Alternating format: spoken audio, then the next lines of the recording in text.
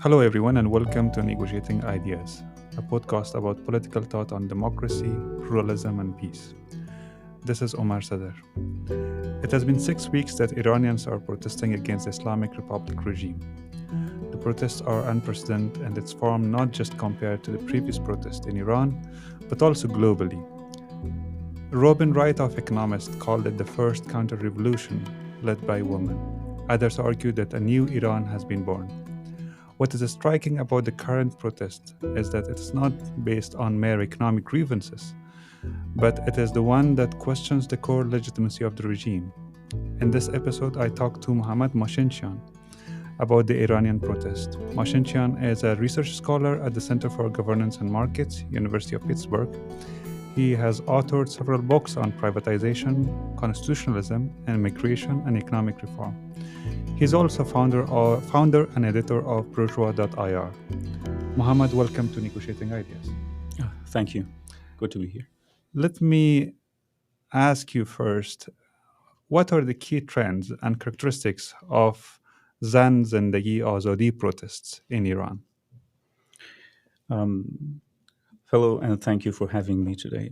Uh, I would say there is a pronounced pro-human rights in general and women's rights in particular at the center of the protests. This slogan, as you mentioned, Zan Zendagi Azadi, which has been shared commonly among all protesters of all ages and groups, uh, means woman, life, freedom. Another trend of note, probably the most important trend, would be the anti establishment, anti regime tendencies among all the protesters. And in that regard, the protesters have, in fact, crossed the proverbial red line of challenging the institution of Velayat Faqih, the supreme leader, as the highest office of the Islamic revolutionary regime in Iran, uh, which is quite a big deal, I would say.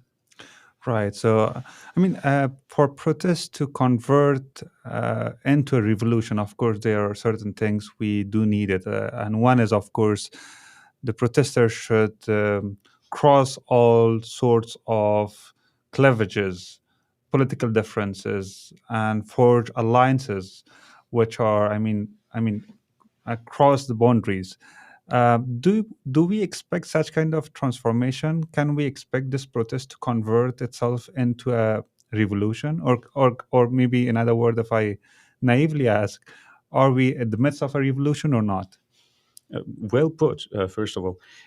I would characterize the movement as very much counter revolutionary, by which I mean the protests are challenging core values and main achievements of the revolution of 1979, mainly the mandatory hijab laws, morality police in general, encroachment of the state in private affairs of the citizens, vilayat faqih, planned economy, and the foreign policy, meddling in other countries' affairs, basically the whole structure and major policies of the regime, the revolutionary regime. So it is very much a counter revolution, I would say. Right. So this is also, characterized by Robin Wright as a counter-revolution, the first feminist counter-revolution led by women. But of course, we see women on the streets leading, mobilizing, shaping the character and even the agenda of this regime. But let me ask you this question: to what extent the protests are beyond the woman cause? Does it also, for example, address certain other grievances of the other marginalized communities, like those who are deprived economically, those who are thinking differently politically, or it's just merely about women? No, I would say the protest started as on women's issue, but was never limited to that issue. And we would not say we recently had a panel on Pittsburgh University in which female sociologist, Iranian sociologist, was there as well. And all of us agreed that it wasn't a feminist revolution. It was not limited to women's rights, although, again, that's how it got started. Uh, and one of the main characteristics of this cycle of protests is the fact that all ages, ethnicities, groups, and from small cities to big, very big cities, from middle class, educated, uneducated, blue collar, white collar, female, male, uh, even some of the marginalized border provinces, which usually, when it comes to, for example, 2009 elections, they didn't really think, they really saw it as their protest. It was mostly a middle class sort of a thing about where is my vote in the capital city or major cities in the world. But they as well have been joined to the cause, and this has been, and that's one of the reasons they haven't been able to suppress it as well, because in the past protests, you had a protest in Tehran. When they needed new, reinforcement, they would get reinforcement from southern regions, for example. But in this cycle, it is so widespread they cannot afford any reinforcement from anywhere else. Right. So this brings me to the issue of socio-cultural transformation in Iran, based on certain data that we have. Around during Shah, at the end of Shah era, only 42% of young women were educated. Now that level of literacy is up to 98% of it. And women also constitute around 20% of workforce in Iran. That is with respect to how, in last 40 years, woman has transformed itself through education. How do you see that factor, factor of sociocultural transformation of Iran contributing to this mass unrest and unsettling, which is unsettling the regime? And one was with respect to women that I give data. How about perception of women, people with respect to religion, public rule of religion? Do we have certain data? What does it tell us? That's a very good question. First of all, when the revolution happened, 1979, we had almost 35 million people, the population in Iran. And the current population is more than 80, close to 85 maybe. So at the moment, we have more women in Iran than the whole population of the country before the revolution. So it's a huge. So we have almost 40 million women at the moment, and when it comes to graduates, we have more women graduating from universities. However, you see a relatively low participation in the economy. As you mentioned, 20%, well, according to different stats, but that remains true. So there is a great deal of imbalance, and we have a great deal of laws against women. That's that part. On the other hand, first and foremost, I see the current socio-political climate in Iran. I can summarize it as the regime's efforts to indoctrinate the new generation has been a complete failure. I think that has been demonstrated very well during these protests. Many different groups with different values and intellectual persuasions, they participated in the revolution. But after Ayatollah Khomeini seized and consolidated his power, many of those groups were eradicated. Basically, their value system was not up to the snuff, according to the Ayatollah. So purges, mass executions, and so forth happened. And then we had the Cultural Revolution, during which the universities were shut down, purged, and of all unwanted elements, students and professors alike. And the regime focused on schools, universities, and of course, madrasas, the seminaries.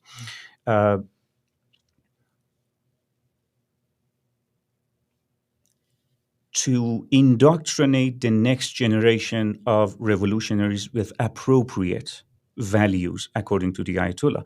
40 years later, you see very clearly in the streets, in every city, as I mentioned, big and small, that all those billions of oil money dollars spent on this grand project has been an absolute failure.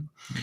Uh, I found it very interesting. In 2019, the economist Nicholas Pelham, he visited Tehran, and he found the city defiantly secular. Mm. That's how he puts it. Uh, the regime, he says, builds new mosques, but very few people attend them. Mm. Alcohol is banned. Again, he notes, but home delivery is faster for wine than for pizza. Mm. And he's right. I can attest to that. As for data, yes. For example, we had a survey in 2020 gauging Iranians' attitude on religion.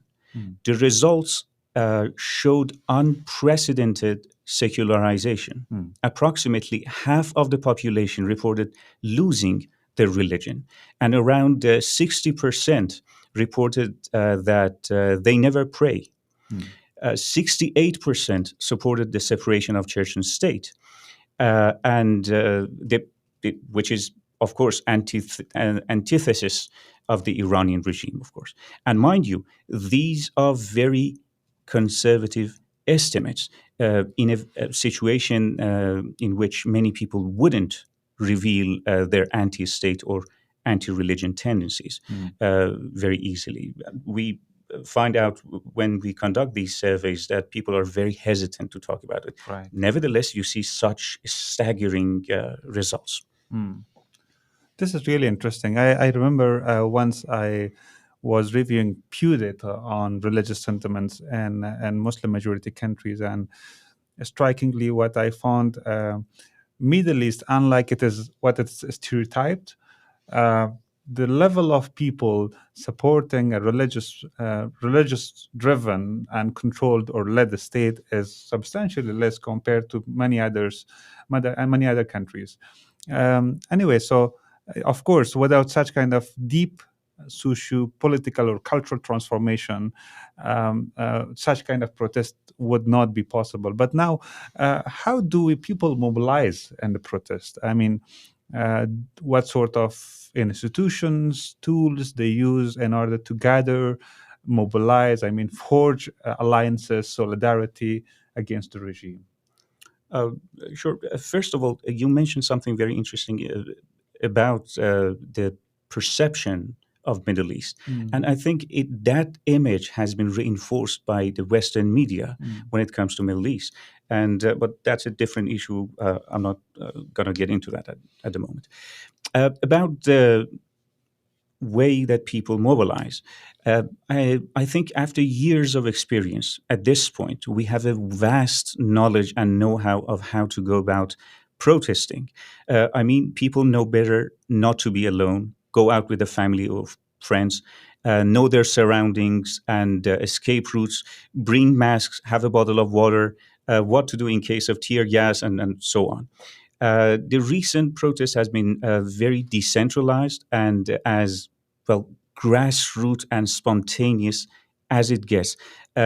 And that's probably why they haven't been able to suppress it until now. But people have been using social media to organize, and that is why the regime has been banning all the remaining platforms in Iran and tightening its grip on internet. However, people still find ways to organize and notify each other about protests. We also have spontaneous gatherings where people gather around as soon as they find an opportunity. We also had resisting protests. For example, when someone is getting arrested, people come to their help, and soon a crowd forms chanting against the police. And we had some instances when the police had to escape the crowd. There are interesting developments in terms of chants as well. One of the most interesting ones is, for example, in the 2009 protest, a common chant was نترسید نترسید ما همه با هم هستیم. Don't be afraid, we are together. But that chant has, in recent protests, has evolved into be afraid, we are together. Uh, Mm. Chanting, the audience has changed. Instead of talking to each other, now people are challenging the authorities and telling them that they should be afraid. I think that's huge. Yeah. Two things from this answer. I mean, very interesting. I remember what Hannah Arendt talks about totalitarian regime and the way it reinforces its grip on power through reproducing lonely individuals. So she differentiates between loneliness and solitude. So a totalitarian regime is the one where discrete individuals apart from each other and can forge alliances. And of course, to resist that means to go out of yourself and to do that one. But what I want to ask here now is, you mentioned this protest war is decentralized. Now, interestingly, based on recent findings that I think a survey data which is owned by the Harvard University, it shows that protest would be successful only in cases where it is not decentralized, but it should be strategically coordinated. It should have a hierarchical structure of command. There should be a leadership and discipline and the protest. A major good example of this could be the civil rights movement in the U.S. Starting from 1950s, the way, for example, the blacks boycotted buses in Alabama. And the way, for example, the protest was instructed for all the black peoples how to boycott these. That was the main factor behind these protests to be successful. So if the protest now in Iran doesn't have a leader, obviously it is without leadership, and it is decentralized, how do you see the prospect of it getting successful? That's a very good question. I think that is one of the main challenges of the current protests. And I agree. Although, uh, with the decentralized aspect, people have been able to pick their battles and survive and continue the protest. Of course, they haven't been able to change the political structure as of yet. Uh, we see certain figures emerging from the current situation. And for example, there is the heir of Shah, the Prince Reza Pahlavi. Although he is very careful and I think very respectful of the decentralized and leaderless uh, shape of the protest. And he's not claiming leadership. However, he's trying to gather together, and he's very careful. He's not saying, I'm going to become king or I'm becoming president, nothing like that. But people like him, or we have sports figures in the country that have been, and a lot of people have been, that have been able to uh, gather people together. Mhm. Um, so certain figures are emerging, and there is hope to become for the protest to become more organized. We recently had a relatively big gathering in Berlin. Mhm. Uh, so some things are emerging, Sure. but that is Yeah. the Yeah. main challenge, I think. All right. And one more about the patterns of the protest. We see, of course, people and women coming and throwing their scarf into the bonfire, um, uh, shared solidarity through slogans. What about, for example, other ways of protest, about strikes, for example? Unlike 1970, end of 1970s, against the Shah, where there were mass systematic strikes, how we do not see that kind of pattern at this moment. Of course, we cannot explain this merely by saying that there is a repressive regime. There should be something more than that to explain lack of strikes. We do have strikes. We do have a lot of strikes, in fact. Okay. The unfortunate fact is that the country's economy is in very bad shape, Mm. and strikes are easily suppressed. Because, Mm. for example, last week I think it was, we had a strike in oil industry Yeah. Workers, oil workers. Yeah, workers. Yeah. and on one day they fired 400 people, Mm. so people had to go back to their work. Right. And many people cannot afford really to people cannot afford strikes. Mm. Mm. However, the teachers are striking at the moment, professors are striking. For example, we had striking Sharif University and other Right. universities, that sort of things. And I can add one more thing. Even though there is no leader at the moment, there is no agenda or manifesto. However, I would say people from left, right, and center share a common vision for Mm. the future of the country. I Yeah. think everybody can agree on certain things. For example, one would be a secular government. People want Mm. religion out of Right. the politics. Surprisingly enough, even most religious people also share this, as they think the Islamic regime has damaged the religious institutions and values.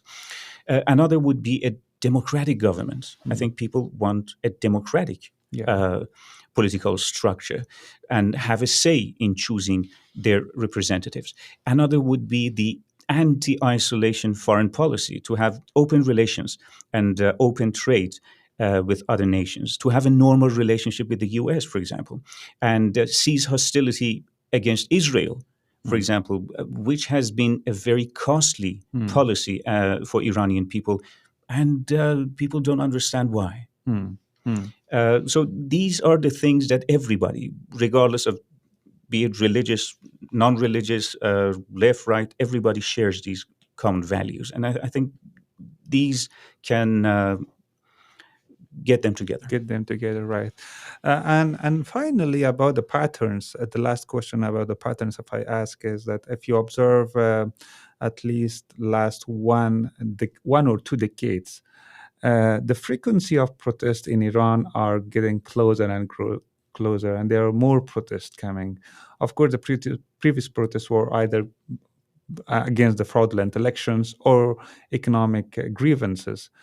But this pattern is obvious that more people are frustrated with the regime. Now, this also matches some other data which exists globally. The data that I mentioned earlier, owned by University of Harvard.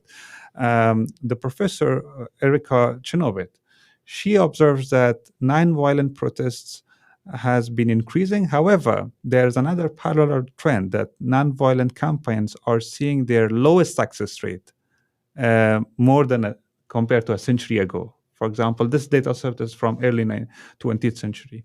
So, for example, in 90s, out of all protests which happened, 63% were successful. In early 2000, that reduced to 40%. And in 2010 onwards, I think that has substantially less.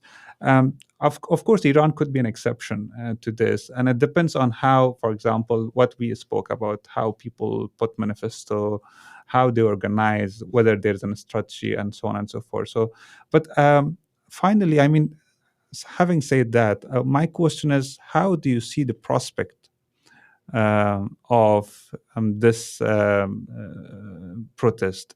Will it be transformative to your point of view or not? Um, Actually, that's a very good point. I would say that one of the main characteristics of this cycle of protests, and you're right, the protests have been evolving too, because you go back, for example, in 2009, people are saying that I have voted, my vote has not been counted. So basically, they are recognizing the legitimacy of the Regime. regime, the structure, and they are trying to change the country by participating in an electoral Mm. uh, cycle. Yeah. Uh, you go. as we move forward, you see a frustration that no, we cannot change the country peacefully Mm. through democratic processes. Mm. Uh, so actually, the protests have becoming more violent, Yeah. and people have been realizing that peacefully. 2009, we had silent protests, Yeah. no chance. Yeah. People just started walking, but many people got killed Right. in Mm. a silent protest. And that is why, in fact, this is very interesting because you see a lot of, there are still people, for example, Mohammed Khatami, the former president, just came out. He had been silent for the past 40 days. Mm. And he just came out and said, well, of course, people should be uh, respectful and peaceful, and the government should listen to them, that sort of things. And we should have a better country, general terms. Right. People have been reacting to that uh, quite uh, with a lot of a great deal of Modesty. very exactly, and so people don't really buy the peaceful, silent kind of protest anymore, and I don't think Mm. Iran can change.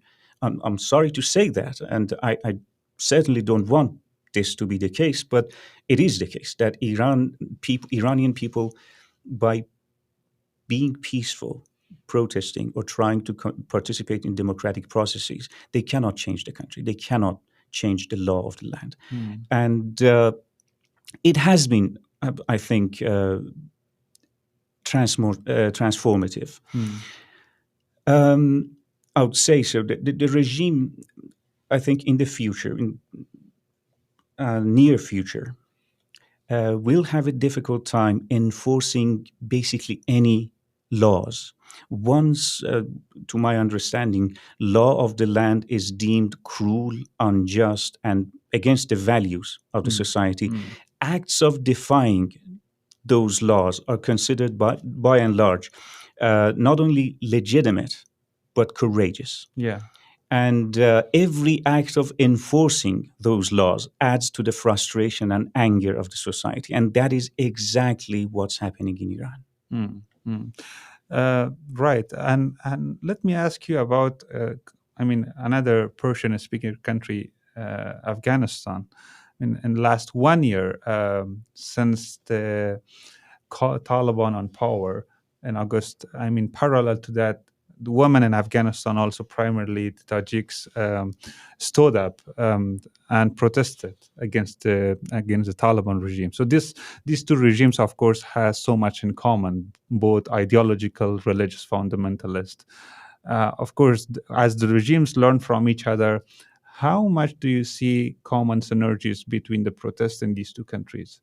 Um, are there common synergies, first of all, or not? And then, if I may also ask, what can we learn from each other? I would say so, definitely.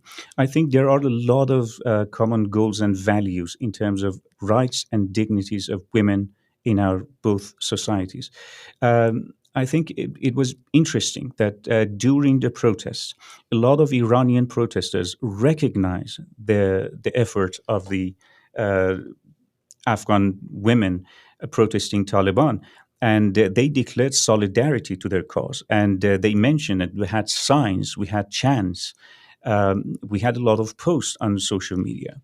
I find that, to be honest, a beautiful thing to happen Yeah. within our societies, which for a long time has been, I think, torn apart Yeah. in one way or another. Mm. Uh, and to your point, I very much agree. I think Taliban is, if they're smart, they are on their way to become uh, a regime like what is ruling at the moment in Iran. Mm. Mm. They're just learning about modern institutions, how to take advantage of that. And all of that. Right. And a democratic Iran, if in case there would be a transformation, of course, to a large extent, will impact, I mean, scenarios in Afghanistan. It will make it harder for the Taliban because current regime is cooperating with the Taliban.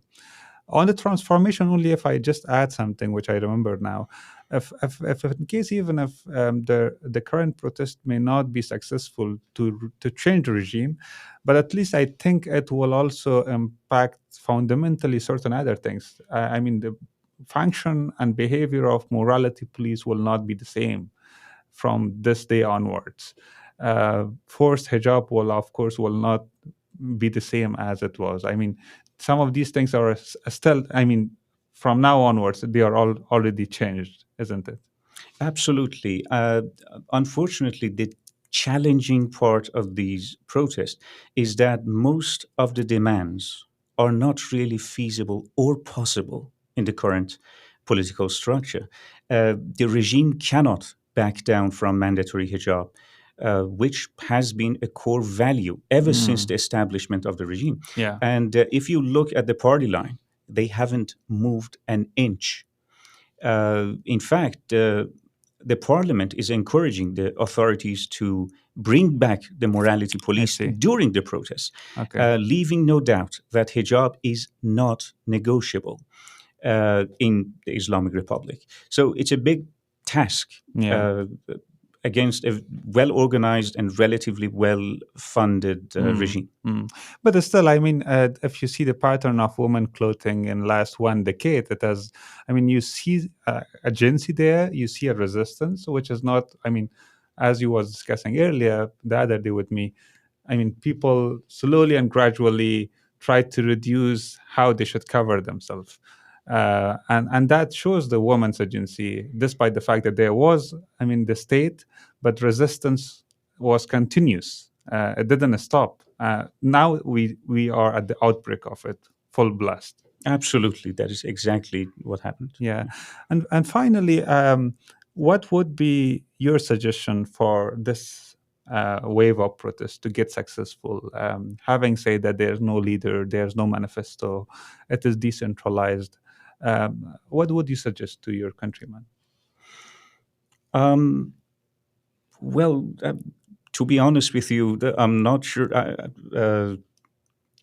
if I would presume to tell them anything. I think they know exactly what they're doing. And truth be told, I'm proud to be one of these people. Uh, I would say that they already have been very successful, despite the impossible task they have taken upon themselves, especially by bringing the international community's attention to the situation and human condition in Iran. Uh, I, again, the task is immense. It's huge, and uh, but nonetheless, these people have been defying odds and possibilities. Mm, And uh, if I had one thing to tell them, it would that we have to set aside our differences for the moment. yeah. Because I have seen, for example, in the Berlin gathering I mentioned, there was some divisive rhetoric and there was some partisan things. They said, for example, the monarchist, the liberal, uh, if you're not left, you're not part of this movement. I don't find that particularly helpful. Mm, And I always encourage people, be it left, right, liberal, communist, whatever they are. I mm. think we have a common enemy. We have a Common cause. common cause.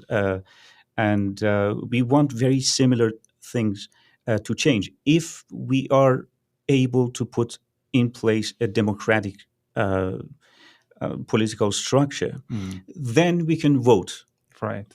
And for everyone will be accommodated. exactly. Yeah. And lastly, if I can ask you, would you please introduce to our listeners a good read, probably a book or a paper on Iranian protest, identity, culture, women rights? Yeah, Uh, what would it be? Unfortunately, to be honest, I cannot think of a good read when it comes to the current cycle of protest, since the nature and characteristics of the current movement is quite different from the earlier protests. Uh, and a lot of things published in the past, to be honest, when you read them, you see they don't really correlate to the current situation. Mm, Uh, Personally, I'm monitoring the situation and at the moment working on a paper about this. Hopefully, we can revisit Sure. this once the protests unfold further and the paper is published to explore a more clear picture of the situation. Thank you, Mohamad, for joining me on this episode. And finally, also thanks goes to our audience for listening to us. I hope you enjoyed listening to Mohamad Machine-Chain on Iranian Revolution. Please subscribe to this podcast and make sure to share it widely with your friends on social media. Looking forward to talking to you in the next session. Have a nice time.